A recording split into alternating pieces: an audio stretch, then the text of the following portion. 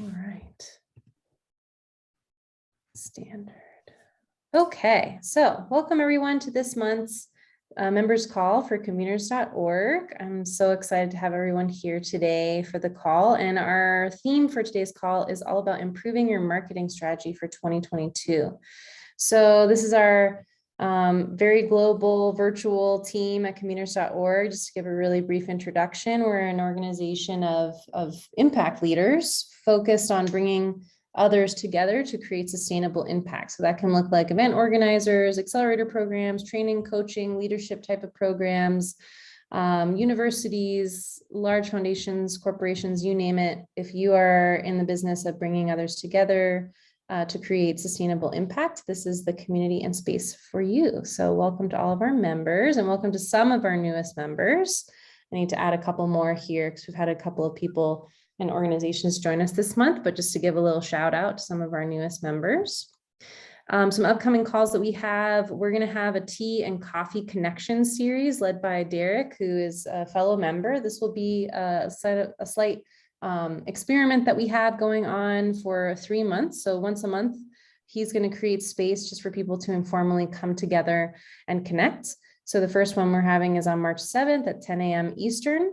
And then we're also going to have a member call on March 17th at 8 a.m. Pacific time. So if any of you on the call or who are watching the recording would like to actually lead this call, please let us know and Colin can get connected with you, but feel free to email me at sarah@commuters.org.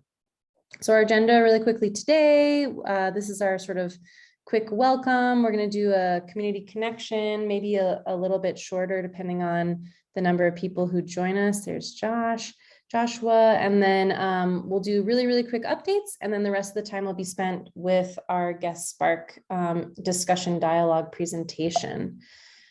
So really quickly, our guest Spark today is Ted Ning. He's the founder and experience designer for Form for Naturals. He's going to dive in a little bit deeper in a second here, but I just wanted to spotlight him before we go into the next bit here. And really quickly, just to do a really quick community connection, our question today is, if you could be an expert in anything, what would it be and why? And I'm going to actually pause here and stop my share just to go back here to the main room. Hey, Joshua, and just see if Joshua and Diana and Ted want to share really quickly. If you could be an expert in anything, what would it be? And we can pause the recording too, Colin, if you want, for this community connection piece. And I'm going to pick on Joshua because he's unmuted. Just really quickly, I just wanted to share a couple of updates and spotlights for this year, just to make sure that everyone who's part of our community gets the full value and benefit of their commuters.org membership. And so some of the updates that are coming your way are updates in terms of our community connection points, such as our member calls, our masterclass calls, our ecosystem calls, our mastermind groups. And then also I really wanted to spotlight a little bit about what we do on our advisory services connection. And we're creating more of a bridge between resources for members and our consulting services that we provide to our clients. So really quickly, updated community connections. We're having member calls, masterclass series, and ecosystem calls throughout the year. And what we've done, Colin and I worked really hard late last year to create an entire thematic calendar based on quarters, which I'll go over in a second.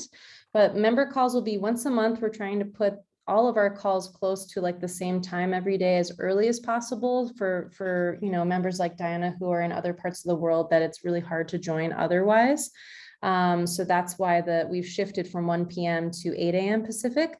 But I will say, if there is anyone on this call or listening in that wants to lead a call, but the 8 a.m. Pacific time doesn't work for you, please let us know and we can shift that as needed, because we want to make sure that anyone can lead a member call who's part of our membership community.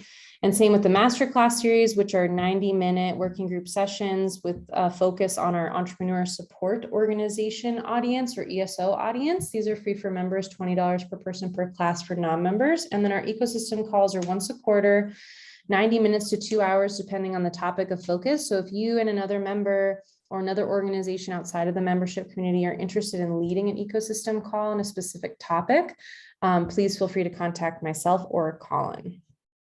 So the calendar, just quickly for this year, Q1 is all about New Year's resolutions and getting ready and to launch and hit the ground running for 2022. Q2 is all about focusing on diversity, equity, and inclusion in terms of both what we do externally as well as looking internally.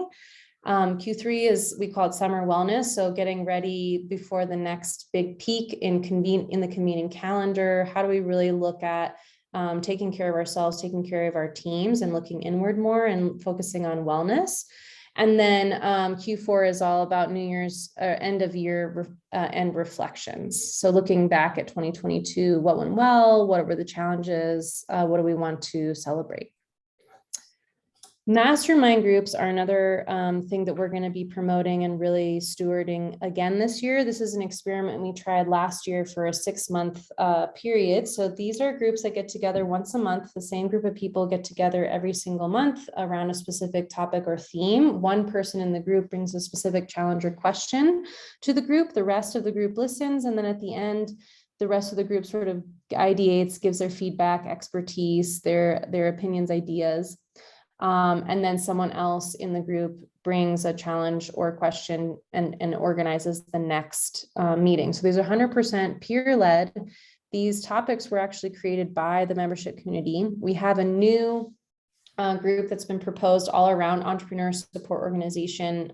Leadership is the theme. And so if you're interested in joining one of these groups and you haven't already, or you want to send me a topic for a different type of group, please feel free to do that. They're going to be kicking off, well, the ESO leadership group will be kicking off in March, early March. And then the rest of the groups are actually still going. So if you want to be added to a group that's already going, either the hybrid virtual events, climate sustainability, or virtual engagement, please let me know and I can add you to those groups. And then last but not least, we, beyond our membership community, we're also an advisory services organization. So we do a lot of like major contracts, RFPs, consulting services, and we just want to make sure that all of our members know that that is an option for them as well if they want more of that one-on-one engagement, and to also help us promote the work that we do. So I just wanted to spotlight that. And we'll be doing a lot of like sharing of templates and resources that we create for our advisory service clients with members as well, as part of our new resource library. So with that really quick spotlight, I'm going to pass it over to Ted, who's going to lead us in today's discussion.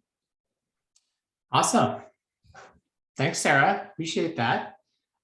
Before I start, and since we have a very small group here, I'd like to learn more on Joshua and Diana's interest in marketing and events. And I'd like to just kind of hear a little bit about you so that we can talk more intimately on what you're looking for and if there's anything that I can do to assess rather than just barrel through a PowerPoint that may not have any relevance to either of you. So Joshua, just can you tell me a little bit about what your operation or what your organization is and what interests you have in marketing? Yeah, so I'm here in Vermont. We work for an agency, a community-based organization called Green Mountain Support Services, and we provide community-based services and advocacy for people living with disabilities, intellectual disabilities, brain injuries, and then disabilities based off the benefits of aging. And the challenges, our masthead programs are working with people with intellectual disabilities. And the challenge that we face is that it's the people involved in a disability community are really big advocates, but outside, it's not like working with, homeless dogs or babies that or children that are sick, which really tug at the heartstrings. Is that when you work with a population that people are not intimately connected with, and plus the challenge that you face for the advocacy piece is you want to show people living with disabilities are just like you and I. It's a culture of a we, not a culture of a they. So you're wearing two hats by saying we need your support, but we shouldn't need your support because everybody's the same. So it's hard to advocate and do fundraising for a population you don't want to exploit by saying, you don't want to say, oh, the thing that bugs me, personally bugs me is like, seeing somebody with a disability, like, look, they graduated high school. Yay, this is great. Like, well, no, everybody should graduate high school. This isn't a thing to sell. Like, you don't, it's like this person with Down syndrome just learned how to play the piano. Let's put it on the news. No, it doesn't matter that they have Down syndrome. Like, so it's that piece of how do you market and advocate, do advocacy for a population that is that you don't want to exploit. So, yeah. Okay. And how many people, when you have an event, how many events do you have and how many people attend? It's so random. We had we do a cerebral palsy conference, and we've done virtually for a few years. And because it's such a niche audience, even though 750,000 people in the United States alone live with cerebral palsy, not 750,000 people show up to your conference. So we do a cerebral palsy conference, which we basically do as a mission-driven thing. We don't make money on it. As a matter of fact, we lose money on it, but we do it because we want to create that educational and advocacy environment. And we usually have a couple hundred people come to that. In the past, we've done things for our other departments, our elder care services. We provide, we really stem away from the idea, as I say, that a culture of a we and not a culture of a they. So we are, in our mission, we are against congregate settings or segregated settings. So nursing home programs, there's a place for it, but it's in the title. Unless you need 24-hour care nursing, you shouldn't be in a nursing home. You should still be in your community, the community you choose to be a part of. Mm-hmm. So we do a lot of, just some fundraising with that, just for providing some supports. But mostly, Ted, it's like we're having a flea market or we're doing a craft fair, something to the idea of like, I prefer always doing the marketing stuff based off of a transactional relationship. Here in the United States, you have National Public Radio who says, give us money, hey, but we'll give you a mug. So there should be some sort of transaction of services, but in a way it's also marketing, because then they're drinking out of it's branding. Yeah. So okay, great. Thank you. Thanks for sharing. Diana, what about you? Tell me about your organization and the events that you run. Yes, thank you for this opportunity. I apologize for my English. I will try to my best. But I represent Social Entrepreneurship Accelerator, New Door, and we are the first social entrepreneurship accelerator in Latvia and even in Baltic states. And we are establishers of Social Entrepreneurship Association of Latvia. And actually, here in Latvia, I personally was involved in the law, social entrepreneurship law, which started in 2018, and it's mean that in Latvia, each legal entity may have this social enterprise status. It's like a background. And what we do, it's already 7 years.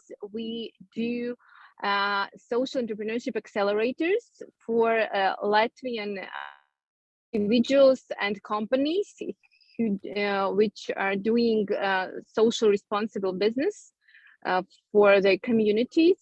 And we have lectures and mentoring and support, round tables and different kind of activities. Before pandemic, all our accelerators were offline, and starting from the last year, we had our first online accelerator, which was pretty successful. Now we realized advantages and like something what we're going to continue actually online as well, and we will do it like in a hybrid format for the future. But our biggest challenge is funding, because for more than 5 years we were funded by international and mostly international and even not local organization. We were funded by Swedish Institute, British Council, different embassies, American, Swedish, Israeli, Latvian Ministry of Foreign Affairs. But now we understand that we should, we may provide our expertise, you know, in a different level, and people already are ready to pay something.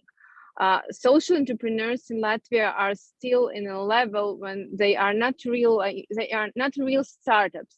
They don't have still income like regular startups. They are like lower income possibilities, but we see that people are writing and calling and asking when will be the next accelerator. But the challenge is funding, and we have to, you know, make this marketing strategy, you know, maybe differentiated to find another path, another way to do our accelerators and other events. We started as well make different kind of experience exchange projects with other countries. We already made such project with Ukraine and Sweden. Now we started with Georgia. And when we, those are meetings of social entrepreneurs from different countries, when they share experience and study from each other, and maybe do some business between themselves. So it's the second topic that we work on. Yes, I think I mentioned all of them. So, and now we want to go, you know, for the next level, maybe to find other support activities, or make our accelerator more like business oriented, and go, you know, maybe work less with big funding and make some products by ourselves.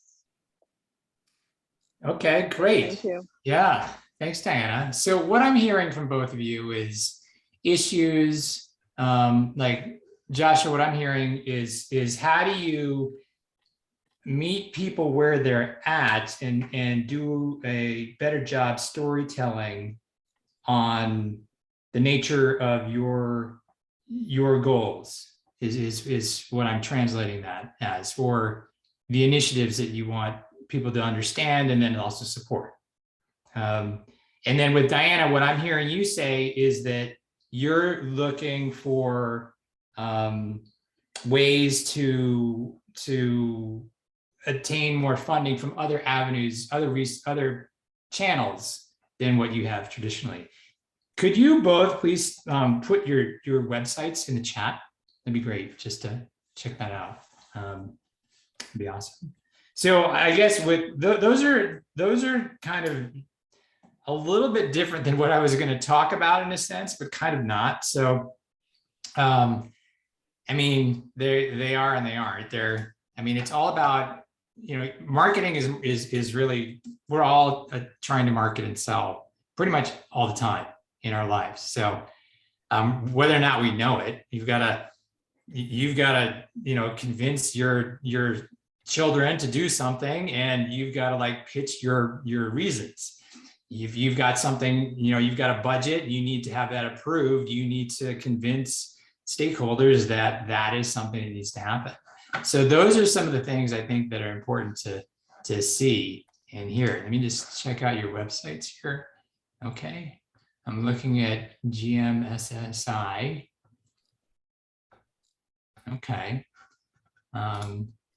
And all right, so there's some traction I'm seeing here. I'm looking at your social and all, and I've seen your partners and such. Okay, and then I'm going to go to New Door here and just check out that and see who that is. Okay, that looks nice. Nice site, nice partners. Excellent. And okay, so with those here, maybe what we can do is help each other out in terms of these things. Just a little bit about me. I'll do a quick screen share on kind of what I'm about here. Let's do that, and then okay, that's not, there it is. So just a little bit of background about why I've been chosen to talk about events and such. These are just some of the events that I've been a part of. I've been doing events since 2004. So that's 20 plus years of conference experience, of which these are some of the events that I've done, ranging from 1,000 people to a couple hundred people. And these are just some of and it's also ranged from social entrepreneurship to corporate to Fortune 100 companies to startups. And then also from a kind of a direction, some of it has been in sustainability, others has been in personal development, others has been in innovation, others has been in investment, and food. And more recently, this kind of lower icon that you see in the bottom right is what I do now, is I convene natural product company marketers to come together to help solve marketing challenges together. So it's kind of like a larger mastermind of marketers there. I had a question in terms of like, not from your perspective, or not regarding your company, but thinking about an event that you've gone to. What was an event that was really profound that you went to? You're like, oh my God, they have got moxie. These guys are doing it right. What can you think about that for a moment and tell me what was an event that you went to that was like, wow, this is amazing. And I think just to hear about that. Diana, what's an event that you've attended and you thought was really impressive?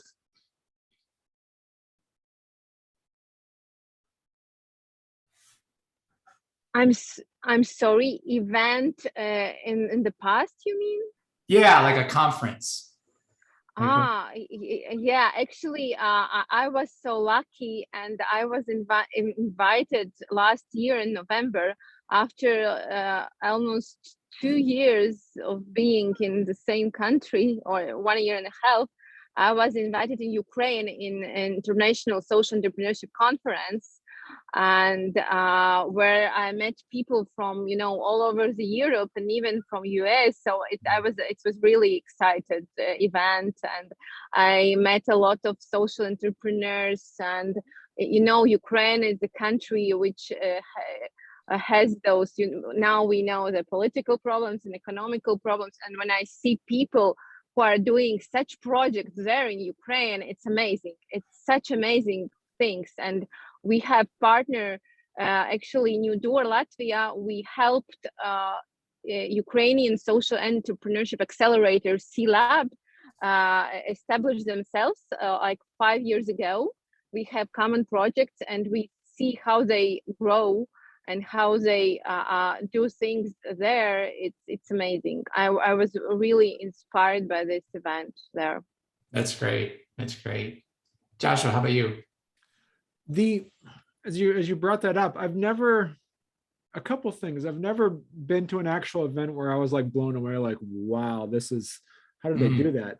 The two things that I've always surprised, one was like the networking possibilities are more specific to what I get out of a conference. Just seeing just being able to meet new people or seeing the same people again and being able to reconnect, I think have always been valuable.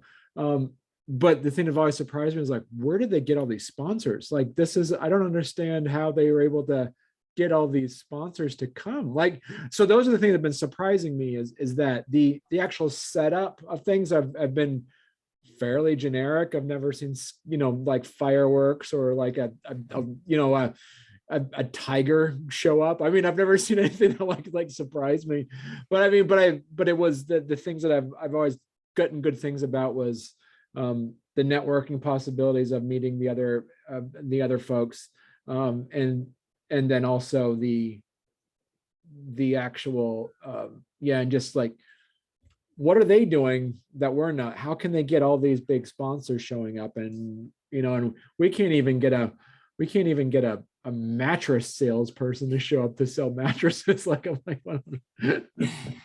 Yeah, interesting. Those are very interesting experiences that both of you had. And I think that with what I would like to try to share is maybe just some ideas that help you guide your process into developing an upgraded experience and conference for you guys. So I think that some of the things I can share here might be reminders, but also some of them might be new. So we'll just, and it's also just kind of what I've learned in my process of how it works there. But so thank you for sharing. Those are very, very interesting. Sorry about the mattress salesman too. That you haven't been able to get that there, Joshua. But keep trying. Okay, so what I would say, let's see. Oh, there we go. The first thing that I would suggest in starting is really when you have an event for Diana and Joshua, it's really important to understand what does success look like. So the day after the event, what is it after the event, in a perfect situation, what would make you say, we did it, we nailed it? So really get clear on what that is in your mind in terms of a vision. Like, what is it? Like, we had X amount of attendees, and the type of attendee that attended, it was decision makers. It was people, there were people who were very powerful in our community, who were very popular, were strong. What are the types of sponsors that you're looking for? Who are the anchor sponsors? Who are the exhibitors? Just start populating that vision in your mind. Who are the speakers that you want? Who are the marquee presenters that you're thinking would be there? What is the vibe? What's the networking look like? Is it very electric? Is there a lot of buzz? What type of special events do you think would be interesting for people, and where would those be? And then also, what do you think that's going to cost? Just in blue sky concepts, be able to really set a moonshot, a real clear view, a vision of what that would entail. What would that look like? That's really important. In my experience, what I've found is if I start thinking that way, that vision will pull me there somehow. I don't know how. It's kind of like Walt Disney, I think, once said, one person asked Walt Disney, like, what's the future look like for Disney? And he says, I have no idea, but I do know it's sparkly. So it's establishing that vision and that mindset to set that up. So it's really important to initially do that. So I would highly recommend just starting with that. And also, by the way, if you guys have questions, and it's a small group, just chime in there too. So with that, I would then work. Let me see if I can change. Then from that, I would then go into, okay, so what are my resources? If that's the vision, then do an inventory of where I am now. And so looking at your budget, looking at your staffing and your resources, who do you have as strategic partners? Who do you have access to from a sponsor and exhibit perspective right now? And then who are kind of easy speakers to connect with? And then also your own personal network. A lot of people don't really factor in their own personal network in that, because we all have, over time, we've built up a robust network, and a lot of people don't leverage that so much. So look at that. Then from there, what I have done is particularly with sponsors or with partners, but this is really important with partners, is to establish agreements and establish them in a formal way versus a handshake. Because when people are saying, hey, I got this event, can you help promote this? And they're like, yeah, sure. That doesn't go anywhere. It never goes anywhere. That's like, yeah, well, remember we talked about that you promoting to your email list about what we're doing? Oh yeah, I'll get to that when I get to that. Like, no, that doesn't, that we've all been there. That does not work. So what I have found is to really work on it being very formal, like have a contract. I have sent out an agreement, a formal agreement, even though there's no dollars being exchanged at all, and make it formal. And then also make sure that it looks formal, it looks like a legal document that they're signing. And then you basically can take this template and then customize, like, here's the agreement, see addendum for details. And you can kind of take that and then just change the addendum and then just recycle and repeat over and over and over again. But I've done this where this has been really helpful, particularly with media partners and outreach partners. That's something that is very, very helpful there. And then also thinking about who your partners are, customizing it based off of their needs, not what you're looking for, which is you both know what that is, but what is it the interest of your partner? What would be the interest of them to attend and participate in your event? What is it that they're looking for? Is it exposure? Is it talking time? Is it logos? Is it a booth? Is it a story that they want to take? For example, Joshua, I could imagine that there's in your community of disabilities that there's companies like walking aids or hearing aids or some sort of tools that people are using to help improve their lives, and they want that relationship with you to promote their brand and exposure to the community that you have access to. So I would just think that would be one that I'm sure you already have something like that, but it just comes to top of mind, something like that. And then making sure it's really easy for the other person to connect with you and do it is really, really important. So not having like a wet signature, having e-signature documents. All they need to do is to make a click and it's done. Making it easy for you in terms of template copies. Yeah, go ahead, Joshua.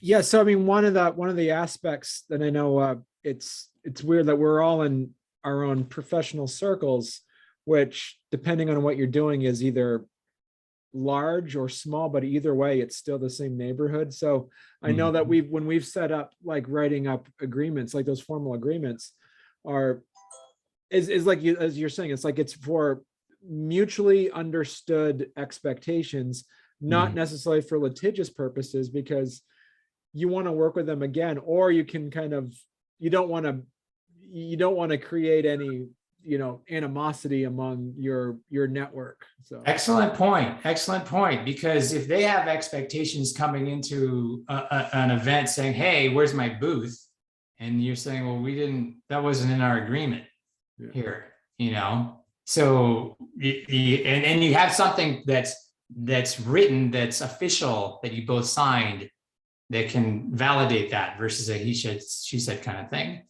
So those are very important, as well as in understanding what it is they want. And then also equally important, if you're showing good graces to that and being professional about it, then you can also say, hey, you have an event that you're connected to that I would like to have access to. And I'd like to have that agreement. So for example, for me, what I did a lot is I didn't have a whole lot of money. So I would set up agreements with other event organizers and say, hey, look, I'll give you a pass for a pass, or I'll give you a booth for a booth. And that way I have then access to these different networks that I can then go network, talk to other people, talk to potential sponsors, potential speakers, potential attendees, and leverage their network for my benefit. And I just do the same thing, like, hey, I'm going to do that. You want to do that? Great. we're on equal footing for that. But that's really helped me in terms of reaching out to different speakers and different key players that I was able to bring into my events for that purpose. Yeah, great point though. Other questions? Okay. Going on in terms of making things easy, going back, customizing is key, making sure that they feel like you're giving them personal attention. A lot of companies, and I've seen this a million times in terms of conferences, you'll know if it's a template. You'll recognize that. Or it could be something where it's if you just add just a little bit of touch, a little personal touch, and wit and humor and fun, that goes a long way. So if you're able to personalize it, because we're so used to being bombarded by emails and that it's spam and just that's not the language that resonates with us. It's important for you to go the opposite, go against the grain that way. And then also it's so important too is follow up, even though that there's a lot of tasks going on. If you haven't heard from them, until you hear a no, it's not a no until you hear a no. In terms of sponsors and stuff, you got to be that polite persistence, Chinese water torture of just, bing, bing, bing, and just saying, hey, just following up, hey, just following up, those kinds of things. Really, really important.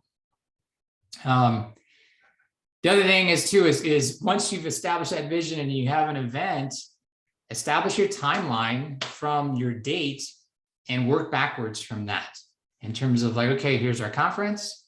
And then how are we going to do this? How are we going to set this up? So the bigger issues tends to be like the big sponsors and big speakers, and they're very busy and they have budgets that are allocated. So it's important to throw those casts out way far in advance because they get busy and it can get lost. So if you're looking for a big name, if you're looking for a big sponsor, really start hitting those first. And then it's kind of like concentric circles is what I think, where you start with the wide bullseye target, and then you over time, as the time gets closer to the event, you slowly bring those in. So it's kind of like medium, big names are the first ones you go after, then the mediums, and then the local, and then your ones that they're just going to be there, that you are guaranteed. So that's how I see that for speakers and sponsors. And then also just when you're promoting your events, what are the triggers in an email or outreach, in social or in other means? And those things that I've seen that trigger a lot are like early bird specials. BOGOs, which is buy one, get one. So it might be a 2-for-1. It might be a limited time. LTO is a limited time offer. So you might have like, hey, we're going to do a flash sale, for example. We all know what flash sales are on with products and stuff. So you could do a flash sale for your tickets, that kind of thing. Also, percentage off for groups. 5+. From one entity gets a particular discount, and speaker and sponsor discounts, and then also special offers that could be exclusive for people who are your supporters, and you're like, hey, you know what, I'll give you a special. So those are just a few things there. And then also, very important, you both have great websites, so make sure that those are updated. And make sure that they're mobile friendly too. Everybody is looking on mobile for things. So it's really important for you to keep them mobile friendly, especially if you're trying to reach out to a younger generation, because their phones are like a part of their body now. It's also really important. Everyone is really going into video right now. So if you have the resource and the means to create video, it's really nice to be able to have that on the website and give a vibe and a feel of your event. What are people talking about? Do people like about, what do they like about it? What types of energy is it going to be like, and such. So it may sound a little costly, but you could also, I bet you could get somebody who's a film major at the university to help you with the project. That's something that can be done fairly economically, or also just who is in line with your cause, that you can say, hey, look, help us out and we'll help you out in terms of like potentially other projects within our network. And again, that's kind of customizing a relationship that could be long-term. So I've had to do that, for example. Yeah.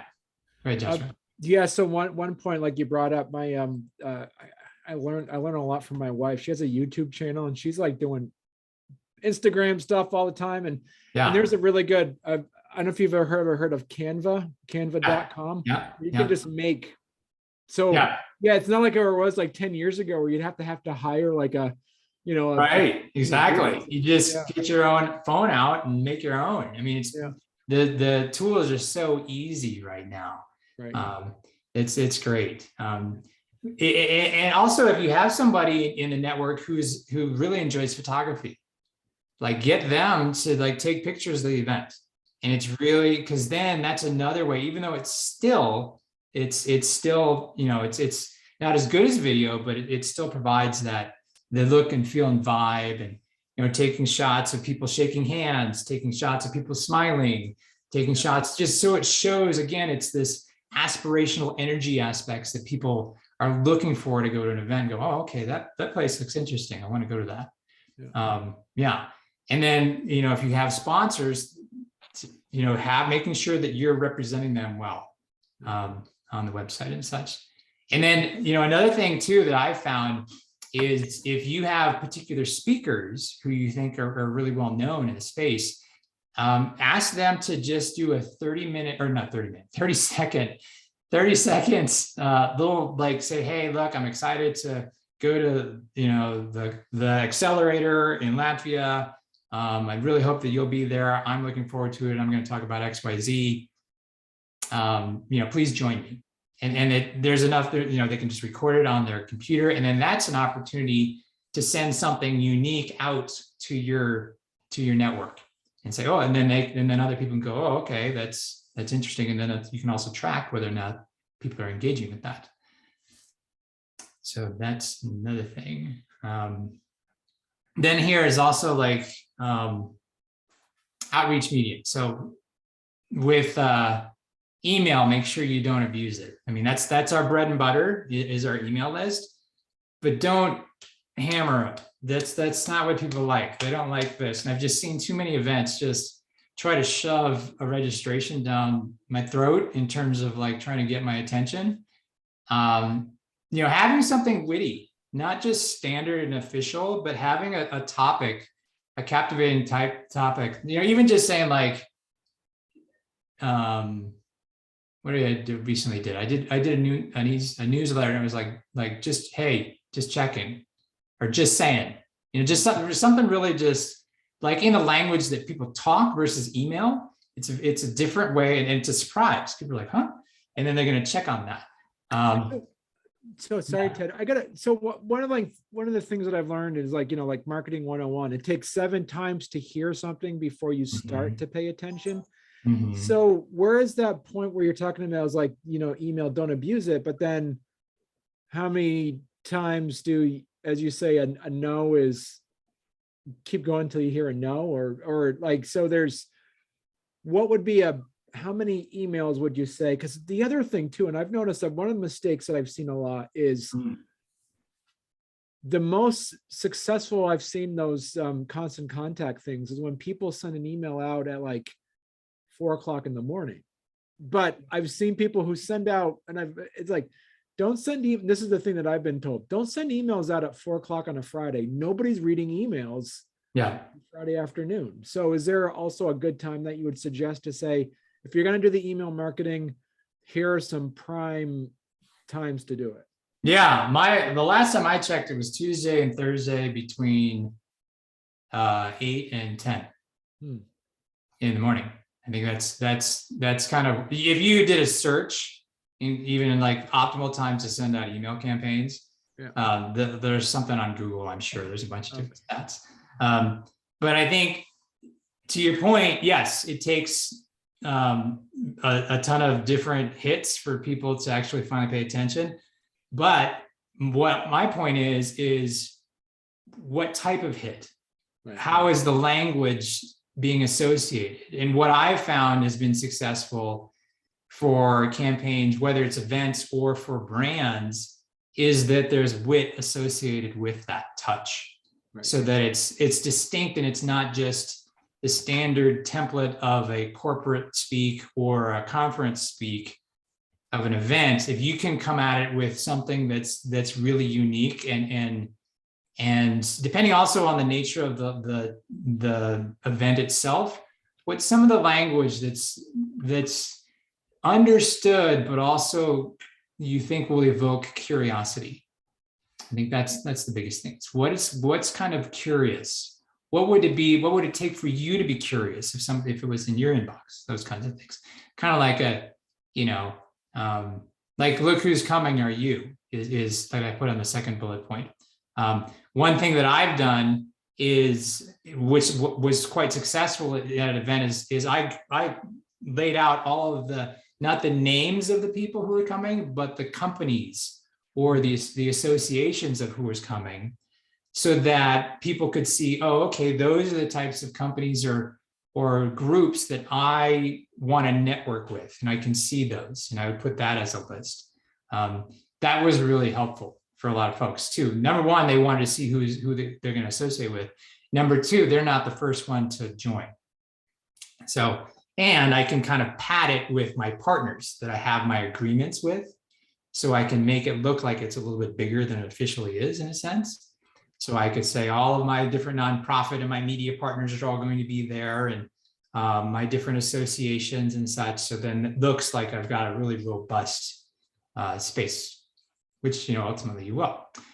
And then also in terms of your constant contact list, making sure that it's not just one list that you have, but really trying to split it up, particularly with people who are already attended your events and people who are new. So you want to have different kinds of language when you're talking to them and split that up. Yeah, and then just, who else? We got another, do we have another question? Okay, got it, thanks. So going through also social media, using social media, Facebook Live is great. There are still bloggers out there who do stuff. Doing interviews with presenters on Facebook Live. Also sharing the event vision is really, really great too. Just constantly put that message out there so that people buy into what you're planning. Going back to that first slide that I had. Talking about your partner groups, and then also using print media, magazines. What I did is I would actually get full page ads in magazines, and in exchange for them either being on stage or just getting some presence out there, because people still read paper and all. So try that. Yeah, and then here's some additional things in terms of eye-catching topics. Save the date. Is it a hybrid event? Early bird specials, additional location details, the travel info, who is confirmed for speakers and sponsors. Look who's attending. Again, that's kind of a FOMO, if you're missing out kind of language. Special announcements, using the speaker video. Is there any data that's going to be shared? It's quite interesting for a lot of folks, generating excitement. And then on site, it's really important to have video and pictures of the event. Try to capture testimonials, because people are in the moment there. That's a great opportunity to capture that, or just right after. If you have the opportunity to announce next event information, that's great. The biggest thing that I see people miss is offering an early registration opportunity following the event. So people that would be something that you can really capture right then and there, because they're in the moment. You can use that as like a super early bird rate for people. If you want to sign up now, sign up in the back of the room. We only have limited space. We're only going to do this for 50 people or 20 people or whatever. If you want to be one of those people, that's great. And then you have a little amount for your next event. And then post-event is also just, again, getting feedback. Again, like I said, just that attendee discount for next year. Also a special sponsor deal. If you want to say, hey, you know, you were here, again, asking about how the event went and see if they can commit. Getting presenter videos and cutting them up so that you can slowly feed those out over time to continue the momentum and generating interest. You could also use that content from presenters and put it behind a paywall as a thought too, for people who are wanting the access to those videos. It's also, or have it be something where you only have access to that if you sign up with your email. So it's a list build opportunity. And then also using some of that video for your next sizzle reel. That's kind of all I got. These are just some other things that I put together in terms of, if you think about people who are your biggest ambassadors, and give them a toolkit, give them images, give them copy, give them a link to send out for discounts and such that can help you. Then also this payment plan is something that I saw where, you know, I saw a group called the Maxwell Group do this for their conference, where you pay 50% up front, and then they have, you know, there's these slow kind of charging apps now. Affirm, for example, is one of them, that you can do, like, you know, the next 50% they can slowly charge on their card, so it doesn't have a big expense. And then the Aloha Swag Room is something that I just had. I'm going to scrap that because we're out of time. So, so that's kind of all I got. Hope that was helpful, guys.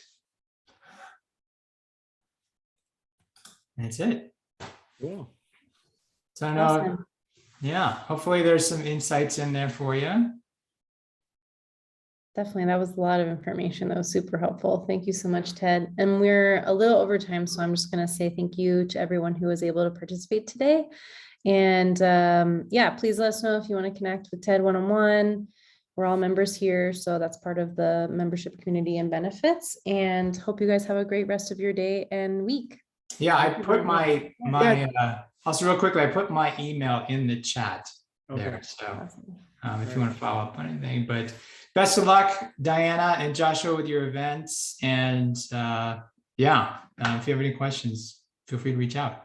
It was great. I took some screenshots and sent them to my development director. I'm like, this is good stuff. We need to do this. So, yeah. Okay, yeah, I'll share the deck with Sarah and Colin here. So you can have access to it. Cool. Thank you very much, everybody. Thanks, everyone. Thank Thank you. you so much again, Ted. Diana, go ahead. Sorry. Yeah, and thank you very much for inviting and for reminders, because it was very difficult to find the time because of difference. But Ted, it was really interesting, and thanks a lot. We have in 2 days one big event. It's the first big event after pandemics. After we are still in, but you know, it's we are allowed to make it. So thank you, and it's I got several tips which I will use now. So thank you a lot, and Sarah, thank you for once again for inviting, and all the team. I hope to see you soon. Great. Hear you. All right. Wonderful.